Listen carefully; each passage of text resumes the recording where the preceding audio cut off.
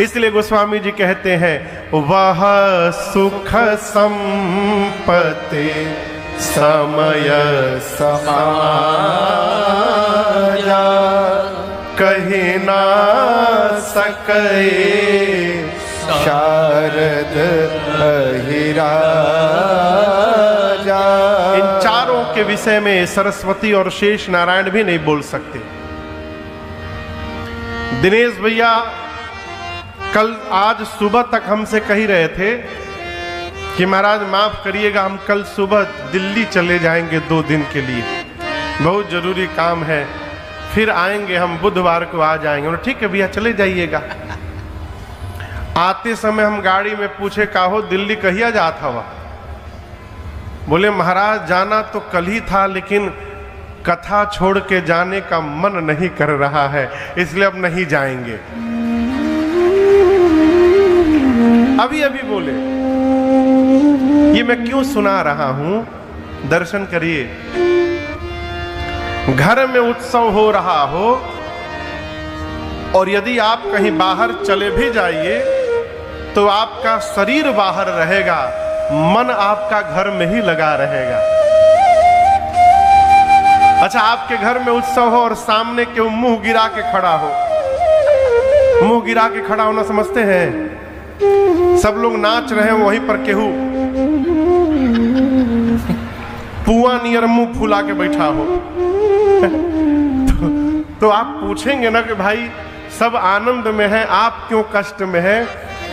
राम जी के यहाँ अयोध्या में उत्सव चल रहा है, पूरा देव समाज आया है, सब नाच रहे हैं, लेकिन उस भीड़ में एक देवी है जो चुपचाप मुंह झुका के खड़ी है। वो जानते हैं कौन थी? रात्रि देवी। राम जी ने रात्रि से पूछा क्या हुआ, आप क्यों उदास हैं? रात्रि ने कहा प्रभु ये सारे देवता इसलिए नाच रहे हैं कि सभी देवताओं ने आपके प्राकट्य का दर्शन किया आंख से। राम जी बोली आपने क्यों नहीं किया?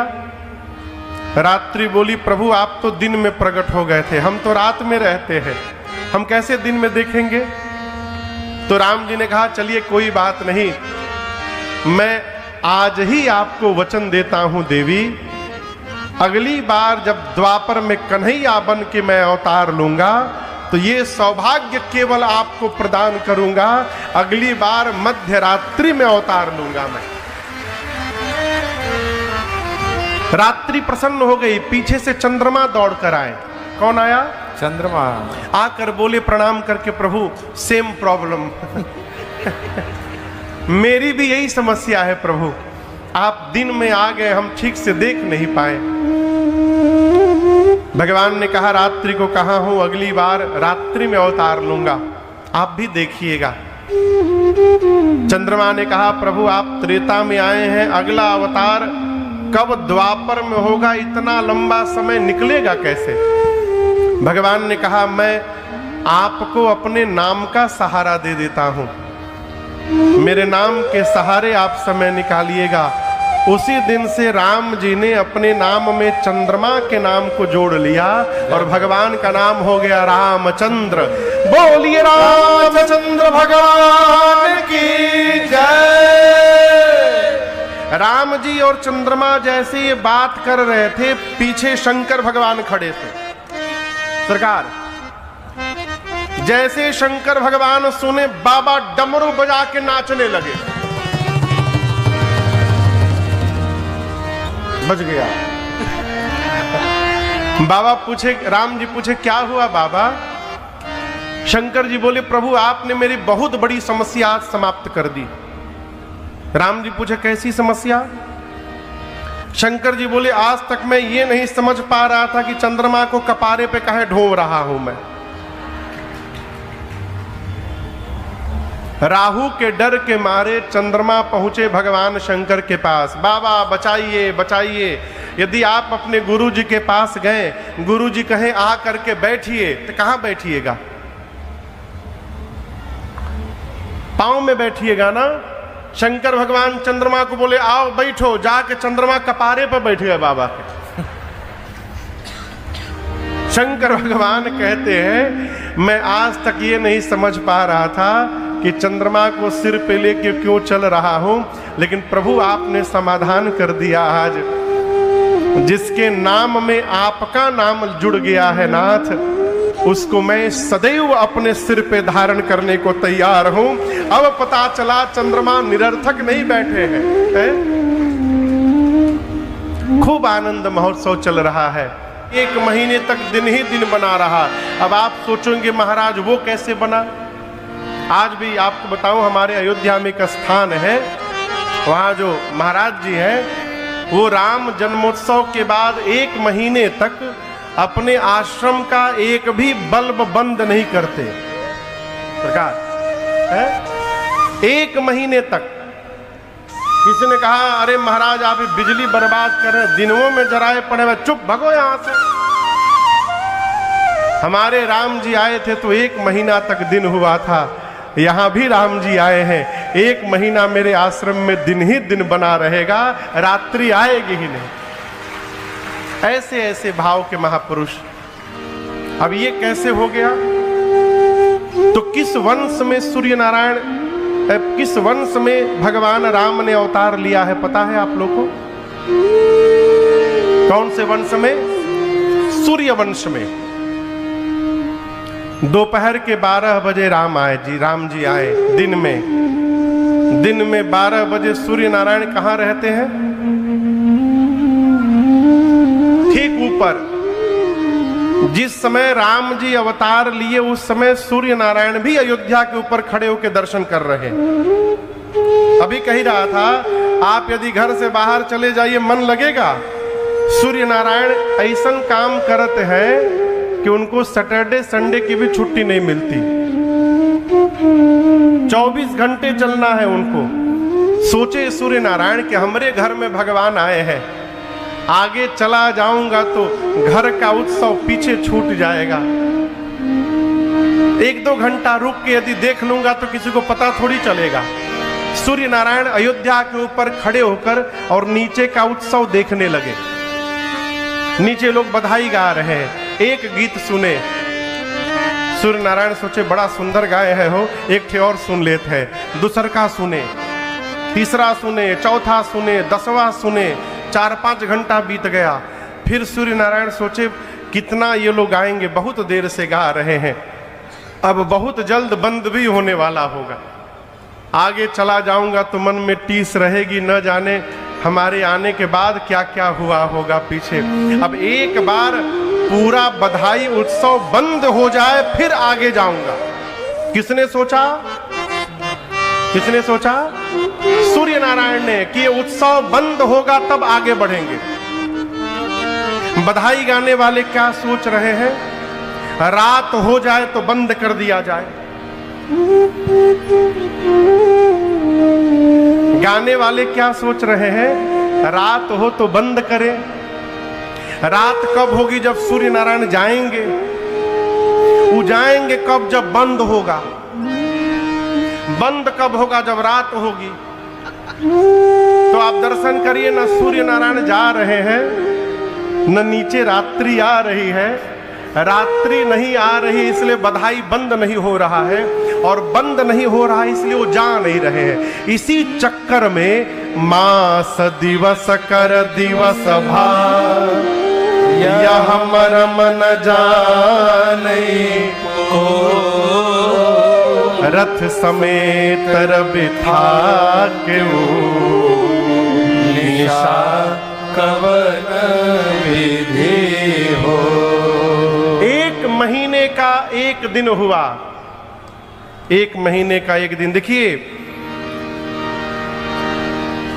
भगवान के पास बहुत तर्क नहीं करना चाहिए। शंकर भगवान कहते हैं राम, जिज्ञासा तो अच्छी बात है, तर्क ठीक नहीं है। राम जी, शंकर जी कहते हैं राम अतर्क्य बुद्धिमन बानी, मत हमार अस सुनहु सयानी। दिनेश भैया एक लड़का तर्क शास्त्र पढ़ के आया, सरकार 5 साल की डिग्री लिया, गया था DY पाटिल में पढ़ने सूरत से। तो 5 साल में तर्क शास्त्र पढ़ के घर में आया। तो जैसे घर में आया तो माई बाप तो प्रसन्न हो गए, लड़का आ गया, लड़का आ गया। मैया लाड़ लड़ाई बेटे का बिठाई। पिताजी बैठ के कुछ काम कर रहे थे। माँ एक प्लेट में 2 लड्डू लेके आई। क्या लेके आई? लड्डू। बोली बाबू पानी पी लो। बोला ना ना, 5 साल तुमसे दूर रहा माँ, तुम ये जानो कि तुम्हारा बेटा क्या पढ़ा है। माँ बोली हम जान के क्या कर लेंगे, हमारा लड़का आ गया बहुत। ना ना तुम जानना पड़ेगा माई, हम तर्क शास्त्र पढ़ के आए हैं, तुम देखो हम क्या पढ़े हैं। माँ बोली दिखाओ। बेटा माई से पूछा ये प्लेट में कितने लड्डू हैं? माई बोली 2 ही लड्डू। बोला यही तो बात है, 2 लड्डू नहीं है 3 लड्डू हैं। अब माई उसका मुंह देखे, बोले ई कौन पढ़ाई पढ़ ली है तुम, 2 ही लड्डू को 3 बता रहे हो। बोला हम तर्क से सिद्ध कर देंगे कि 3 लड्डू हैं। माँ बोली वो कैसे? बोला बताओ, 1 और ये 2, 2 1 कितना हुआ? माई बोली 3 हुआ ना 3 लड्डू। माँ बोली 2 1 तो 3 होता है बेटा, लेकिन लड्डू तो 2 ही है। अब लड़का बोले 3 लड्डू। माई मानने को तैयार नहीं कि 3 लड्डू। माँ बोले 2 ही लड्डू। पिताजी सुन रहे थे। 10 मिनट बाद पिताजी कुर्सी लेकर के आए, बीच में बैठ गए। पत्नी को बोले तुम गंवार की गंवार रह गई, शाबाश बेटा, क्या पढ़ाई पढ़ा है तुमने, ठीक बोल रहा है। 3 लड्डू। पिता 1 लड्डू उठा के अपने खाया और दूसरा अपनी पत्नी को खिलाया। अब बेटे से कहा तुम तीसरका खाओ, अब खाओ तीसरका। ये जानते हैं क्या है? तर्क करने वाले को जीवन में हमेशा तीसरा लड्डू मिलत है। इसलिए भगवान तर्क के लिए नहीं है। राम अतर्क बुद्धि मन बानी, मत हमार अस सुनहु सयानी। 1 महीना सूर्य नारायण अयोध्या के ऊपर बने रहे। 1 महीने बाद राम जी को प्रणाम करके दिन मनि चले करत गुणगाना, यह रहस्य काहू नहीं जाना। सूर्य नारायण प्रणाम करके राम जी को चले। कल की कथा याद करिए, ये कथा कौन से घाट पे चल रही है?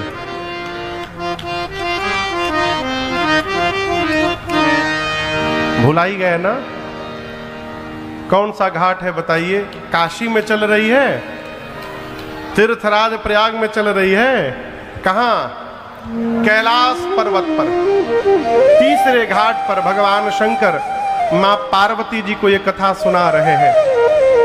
बाबा बोले देवी और वे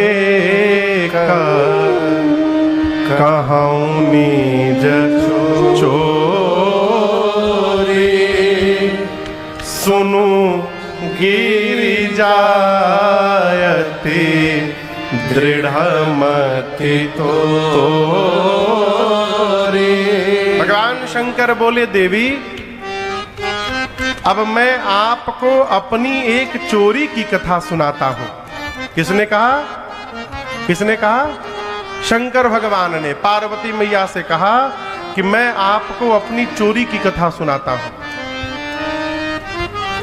मां बोली प्रभु आप चोरी भी करते हैं? आप चोरी भी करते हैं? शंकर भगवान बोले एक ऐसा काम है जो मैंने किया है लेकिन आपसे छिपा के रखा है, अब तक मैंने आपको बताया नहीं है। मां ने पूछा वो कौन सा काम है प्रभु? शंकर भगवान बोले देवी जब राम जी अवतार लिए थे ना अयोध्या में, तो आपको बिना बताए मैं भी दर्शन करने चला गया था अयोध्या और दर्शन करके चला आया।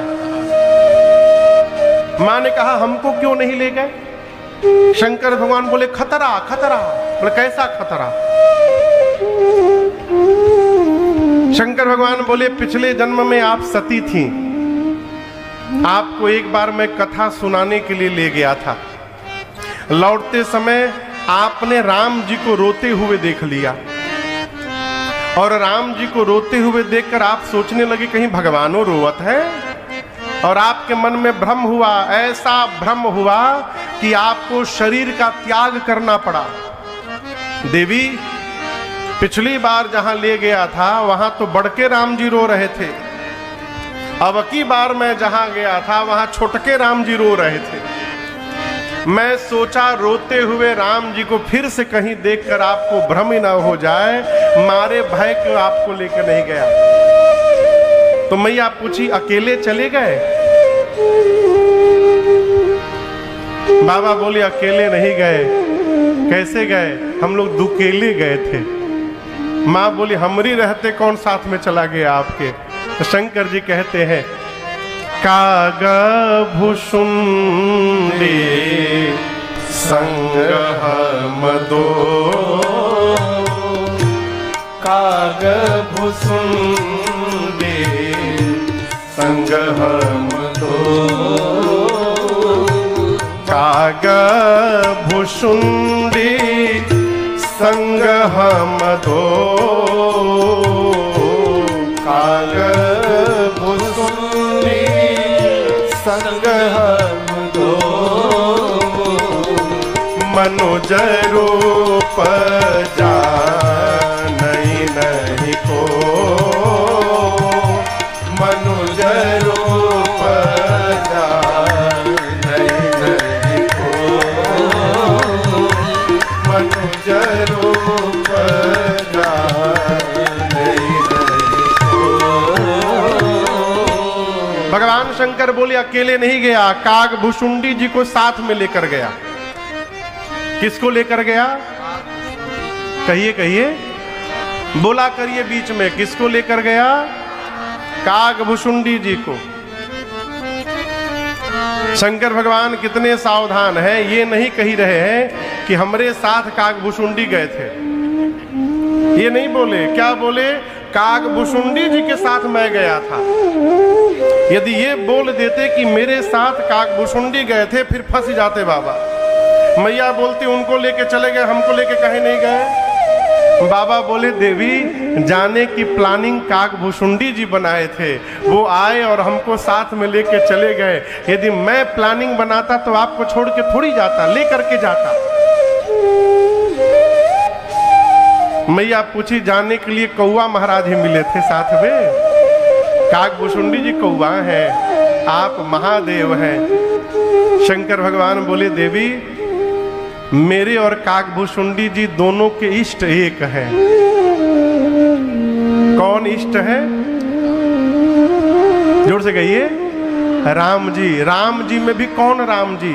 ये बड़के राम जी नहीं, छोटके राम जी।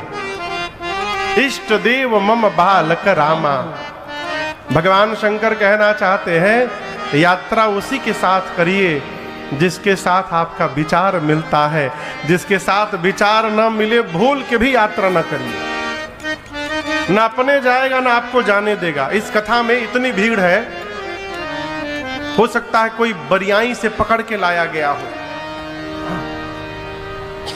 और जिसको कथा में मन नहीं लगेगा उसके बगल में यदि आप बैठ गए तो इतना खोद देगा आपको कि आप बीच कथा में उठ के चले जाइएगा। हमारे महाराज जी कहा करते, ऐसे किसी आदमी के साथ यदि मजबूरी में जाना पड़े तो पंडाल के पहले ही गुम हो जाइए, और देखिए यदि वो इस कोने में बैठे तो आप उस कोने में जाके बैठिए। क्यों? 3 घंटा वो आपको ढूंढते रहे और आप चुपचाप कथा सुनते रहिए। यदि पास में बैठ गए तो ना अपने सुनेगा ना आपको सुनने देगा। बाबा बोले, हम दोनों के विचार एक जैसे हैं, इष्ट एक है, इसलिए गए। मां ने पूछा, कैसा लगा आपको प्रभु? शंकर जी बोले, देवी क्या बताएं, हम लोग मनुष्य के रूप में गए थे, हम असली रूप में नहीं गए थे। असली रूप में जाते तो एंट्री मिल जाती, लेकिन वहां बहुत प्रोटोकॉल था। मनुष्य के रूप में गए थे, कोई जाने ही ना दे भीतर। तो मैं काग भुषुंडी को अपन चेला बना लिया था और अपने गुरु जी बन गया था।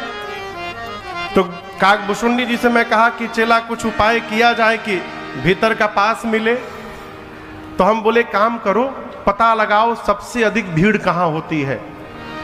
तो काकभूषुंडी जी पता करके बताएं कि गुरुजी सवेरे सवेरे सरजू जी के किनारे बड़ी भीड़ होती है, सब लोग नहाने जाते हैं वहां। हाँ, तो शंकर भगवान बोले वहीं देखो रेंट पे कोई कमरा मिल जाए सरजू जी के किनारे। एक कमरा लिया गया और शंकर जी ने वहां एक अपना कार्यालय खोला। जानते कौन सा कार्यालय? भविष्य पूछो केंद्र। गोस्वामी जी ये प्रसंग गीतावली जी में लिखे हैं बड़ा विधिवत। कौन सा केंद्र? भविष्य पूछो केंद्र। कार्यालय खुला, दिनेश भैया ऊपर साइन बोर्ड लिखा भविष्य पूछो केंद्र, प्रोपराइटर शंकर शर्मा। हाँ, शंकर भगवान ने काकभूषुंडी जी से कहा कि कस्टमर बनाना पड़ेगा तो ऑफर देना पड़ेगा। हाँ, भारत का स्वभाव है, फ्री में आदमी फिनाइलो पिए के तैयार है भैया। बोले काम करो, जाकर सरजू जी के किनारे प्रचार करो कि 1 महीने तक गुरु जी फीस नहीं लेंगे। जैसे फ्री में भविष्य पता चलेगा, पता चला अयोध्या वासियों को, लाइन लग गई बाबा के कार्यालय के आगे। और शंकर जी को कहा देखना है हो, बाबा हाथ पकड़ते थे, शुरू हो जाते थे। तुम पराठा खा के आए हो ना? परसों मार भी खाए थे तुम।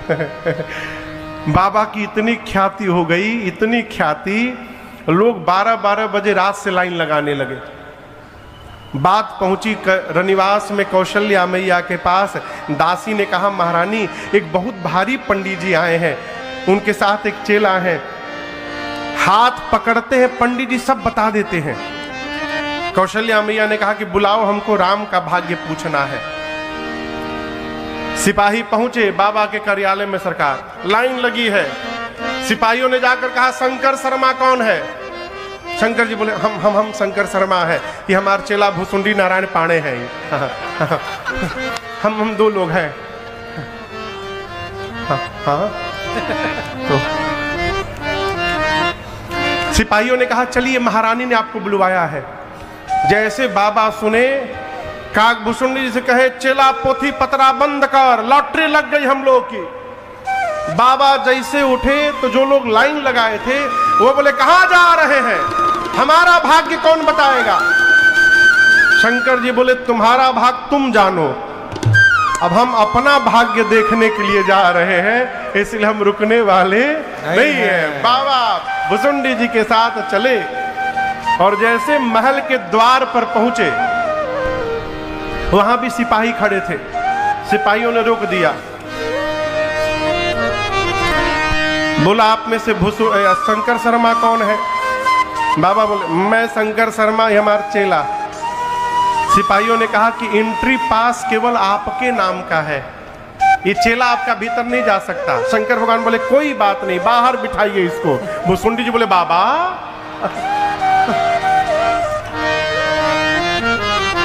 आए साथे, जब भीतर की बारी आई तो बाहर बिठाइए।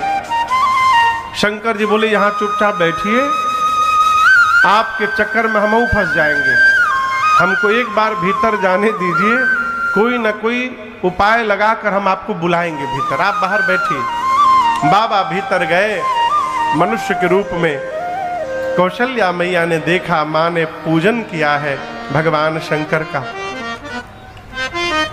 बाबा परेशान है कि कब राम जी को लेकर आएंगे, कहे लल्ला को लेकर आइए मैया, भाग्य बता दे हम। मैया गई, गोद में राम जी को लेकर आई, और जैसे बाबा ने राम जी को देखा हो, बाबा धन्य धन्य हो गए। लेकिन दर्शन करिए, राम जी को देखते शंकर जी को काकभूषुंडी जी की याद आ गई। ए चेला हमारे बाहर बैठा है हो। शंकर जी बोले देखिए महारानी एक समस्या है। माँ बोली राम में क्या समस्या है बाबू में हमारी? इनमें समस्या नहीं है, समस्या ये है कि हमारे सब पोथी पतरा हमारी चेला के लगे हैं, हम यहाँ अकेले आ गए हैं। अब जब तक चेला भीतर आएगा नहीं, हम तब तक कुछ बता नहीं पाएंगे। माँ ने कहा अभी बुलवाती हूँ। आदेश गया, काकभूषुंडी चंद महाराज कूदने लगे हैं, दौड़ कर पहुंचे, मन ही मन बोले जय हो प्रभु, जय हो प्रभु, हमको भी बुला लिया आपने। काकभूषुंडी जी गए, प्रणाम किए, जाकर कौशल्या मैया को बोले माई सेल्फ भूसुंडी नारायण पाणे। चेला ऑफ गुरु जी। मैया ने राम जी को शंकर भगवान की गोद में दिया। और आपको बताऊं, राम जी को बाबा गोद में लिए तो गोद में लेकर और राम जी का एक हाथ अपने हाथ में लेकर देखने लगे ऐसे। अब काकभूषुंडी जी मन में सोचे, गुरु जी अकेले अकेले लूट रहे हैं, हमको पूछ भी नहीं रहे। तो काकभूषुंडी जी कौशल्या मैया से बोले, महारानी जी हम आपको एक बात बताएं, ये कोई जानता नहीं है लेकिन हम आपको बताना चाहते हैं। हमारे गुरु जी ना हाथ की रेखा के स्पेशलिस्ट हैं, हम पांव की रेखा के स्पेशलिस्ट हैं। तो जब तक गुरु जी हाथ देख रहे हैं, आप कहिए तो हम पांव देख ले। मां बोली देखिए। तो भगवान के छोटे छोटे पांव श्री काकभूषुंडी जी एक ही हाथ में दोनों पांव पकड़ लिए भगवान का, और जो दूसरा हाथ राम जी का खाली था उस हाथ को लेके अपने सिर पे रख लिए। शंकर भगवान बोली तो चिलवा आगे निकल गया हो हम तो केवल हाथ पकड़े हैं, ये हाथ और पांव दोनों पकड़ लिया। मां सुन के कृत्य कृत्य हो रही हैं। मां ने कहा, प्रभु जो आनंद आपको मिला ये आनंद सबको मिला होगा ना? बाबा बोले, नहीं देवी, यह शुभ चरित जान पैसो। इस बात को ठीक से याद रखिएगा, भगवान के चरित्र को सुनकर उसी को आनंद मिलेगा। किसको? भगवान शंकर कहते, देवी मैंने देखा उस समय जो आया, जिसने महाराज से जो मांगा महाराज ने उसको वही दिया। इतना दिया महाराज ने कि मांगने वाले संतुष्ट हो गए। मन संतोषे सबन के जहाँ तह देहि आशीष। भगवान की कथा कराते हैं घर में, सत्यनारायण भगवान की कोई भी पूजन कराते हैं तो पूजन में ऐसा ही वस्त्र चढ़ाइए जिसका पंडित जी महाराज उपयोग कर सके। नहीं तो दुकान में ऐसनो कैसन कपड़ा मिलत है, भगवाने मालिक है। लोग धोती चढ़ा देते हैं, वो पते नहीं चलते है धोती है कि लुंगी है कि गमछा है। अब मजबूती तो बिरला सीमेंट की हाँ, फूंक दीजिए तो छेद हो जाए धोती में। अच्छा आप क्यों चढ़ाते हैं? न चढ़ाइए, इससे अच्छा न चढ़ाइए। किसी को कुछ दीजिए तो ऐसा दीजिए कि वो उसका जब जब उपयोग करे तब उसके एक एक रोम से आपके लिए आशीर्वाद निकलता रहे। ये देने की सार्थकता है। सरकार महाराज ने ऐसा दिया कि मांगने वाले संतुष्ट हो गए और परिणाम बाहर निकलकर आशीर्वाद देते हैं। सकल तनय चिरजीव तुलसीदास के। इसी प्रकार समय बीता, मांगने वाले आते गए, महाराज देते गए। नामकरण संस्कार का समय आया। गुरुदेव भगवान को बुलाकर चक्रवर्ती जी ने दिव्य आसन पर बिठाया और कहा, पूजन करके गुरुदेव आपने मेरे बच्चों के जो नाम विचारे हैं एक एक नाम बता दीजिए। यहां दर्शन करिए, महाराज ने नाम नहीं रखा, न कौशल्या मैया ने रखा। किसने रखा? किसने रखा? गुरु जी ने। आजकल तो जन्म के पहले ही नामकरण हो जाते हैं। लड़का हुआ तो टुड्डा, लड़की होगी तो टुड्डी। नामों ऐसन ऐसन लोग रखत है ना, भगवाने मालिक। हम तो सुनते हैं, हंसते हैं। इयान न जाने कौन दौड़ है ये। एक जगह हम गए कथा करने उड़ीसा में, एक लड़का को बुला के पूछे, बाबू का नाम है? बोले पिकुम। बोले कहा? बोले पिकुम। हम उनकी दादी को बुलाए, ये कहा बोल रहे हैं? बोले इसका नाम महाराज पिक्कुम है, पिक्कुम। कितना बढ़िया नाम है ना, पिक्कुम। एक पापी थे अजामिल, पापी हो गए थे, लेकिन आपको बताऊं उनके बेटे का नाम था नारायण। क्या नाम था? नारायण। अजामिल जब मरने लगे ना तो अपने लड़का को याद करने लगे। नारायण कहाँ हो तुम? नारायण एक बार आ जाओ ना मेरे सामने। हे नारायण कहाँ हो तुम? वो बुला रहे थे अपने बेटे नारायण को, लेकिन बैकुंठ में बैठे नारायण ने कहा कि अपने बेटे को नहीं बुला रहे हैं, ये मुझ नारायण को बुला रहे हैं। और भगवान ने अपने पार्षदों को भेज दिया। अब सोचिए, अजामिल के लड़का के नाम यदि पिक्कुम रहता तो नारायण आगे होते ना। सबसे कठिन काम है मरते समय भगवत नाम का उच्चारण हो जाना। बाली कहते हैं राम जी से, हे राघव जी, जन्म जन्म मुनि जतन कराही, अंतराम कही आवत नाही। महात्मा मुनि जन्म जन्मांतर यत्न करते हैं कि अंतिम समय में मुख से राम निकल जाए, नहीं निकलता। उपाय, घर के बच्चों का नाम भगवान के नाम पे रखिए। जिस भगवान को मानते हैं उनका नाम रखिए।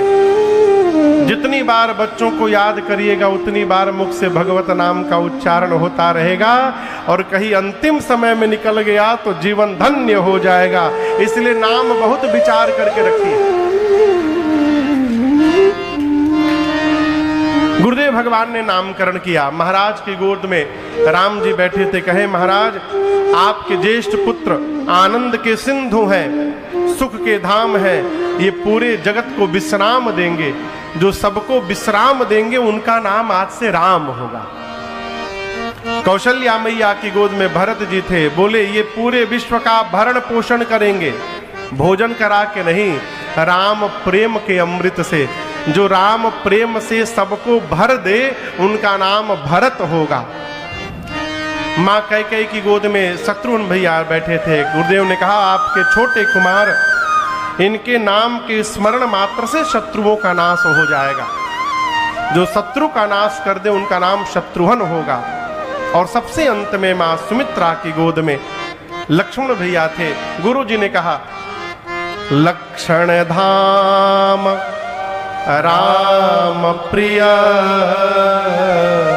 सकल जगत आधार, गुरु वशिष्ठ तेहि राखा, लक्ष्मण नाम उदार। गुरुदेव भगवान कहते हैं, महाराज आपके तीसरे पुत्र समस्त शुभ लक्षणों के धाम हैं, राम जी के प्रिय हैं। ये शेष अवतार है महाराज। इन्होंने अपने मस्तक पर ही पृथ्वी को धारण किया है। आज के बाद इनका नाम लक्ष्मण होगा। पूरी सभा बोल पड़ी, बोलिए राम लला सरकार की जय, बोलिए भरत लाल सरकार की जय, बोलिए शत्रुघ्न लाल सरकार की जय, बोलिए लखन लाल सरकार की